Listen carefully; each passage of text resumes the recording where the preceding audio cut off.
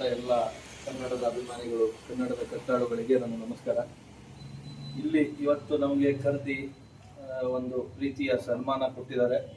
ರಾಜೇಶ್ ತಳೇಕರ್ ಅವರು ಮೊನ್ನೆ ಕರೆ ಮಾಡಿದ್ರು. ನನಗದು 6ನೇ ತಾರೀಕು ಅಂತ ಅದು ಓದ್ದೆ. ನಾನು ನಿನ್ನೆ ಬಂದೆ. ಇಲ್ಲಿ ಬಂದಾಗ ಯಾರು ಇಲ್ಲ. ರಾಜೇಶ್ ಅವ್ರಿಗೆ ಫೋನ್ ಮಾಡಿದೆ, ಅಣ್ಣ ಅದು ಇವತ್ತಲ್ಲ ನಾಳೆ ಅಂತ ಹೇಳಿದ್ರು. ನನಗೆ ಇವತ್ತೊಂದು ಏನೋ ಅರ್ಜೆಂಟ್ ಕೆಲಸ ಇತ್ತು, ಕಾರವಾರಕ್ಕೆ ಹೋಗಿದ್ದೆ. ಈ ಕಾರ್ಯಕ್ರಮ ಮಿಸ್ ಮಾಡಬಾರ್ದು ಅಂತೇಳಿ ನಾನು ಅಲ್ಲಿಂದ ಊಟ ಮಾಡಿದೆ, ಹಾಗೆ ಬಂದೆ. ನಾ ಇಲ್ಲಿ ಬಂದು ಮನೇಲಿ ಊಟ ಮಾಡ್ಕೊಂಡು ಈ ಕಾರ್ಯಕ್ರಮಕ್ಕೆ ಬಂದೆ.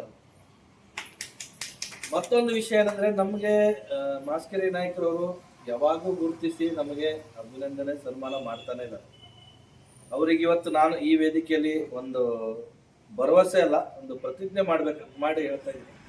ಕನ್ನಡದ ಆರಾಧಕರು ನೀವು 10 ಜನ ಮಾಡ್ಲಿಕ್ಕೆ ಹೇಳಿದಿರ, ನಾನು ಕನಿಷ್ಠ ಒಂದು 100 ಜನರಿಗೆ ಮಾಡಿ ನಿಮ್ಗೆ ಇಟ್ಟೊಂದು ಒಪ್ಪಿಸ್ತೇನೆ ಅಂತ ಹೇಳಿ ಈ ಸಂದರ್ಭದಲ್ಲಿ ನಾನು ಒಂದು ಭರವಸೆ ಕೊಡ್ತೀನಿ.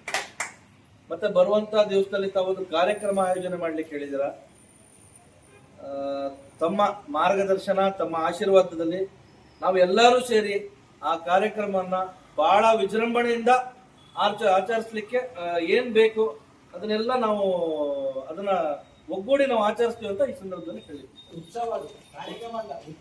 ಉತ್ಸವ ಸರ್, ನಿಜವಾಗ್ಲೂ ಉತ್ಸವ ಮಾಡಿ ಸಮ್ಮೇಳನ ಮಾಡುವ ಸರ್. ಕನ್ನಡದ ಆರಾಧಕರು ಭಾರತದ ರಾಷ್ಟ್ರ ಮಟ್ಟದ ಆರಾಧಕರು ಮಾಡ್ಲಿಕ್ಕೆ ಹೇಳಿದ್ರ, ಅದು ಪ್ರಾಮಾಣಿಕವಾಗಿ ನಾವು ಅದನ್ನ ಪ್ರಯತ್ನ ಮಾಡಿ ಅದನ್ನ ಯಶಸ್ಸು ಕಾಣಿಸ್ತೀವಿ ಅಂತ ಈ ಸಂದರ್ಭದಲ್ಲಿ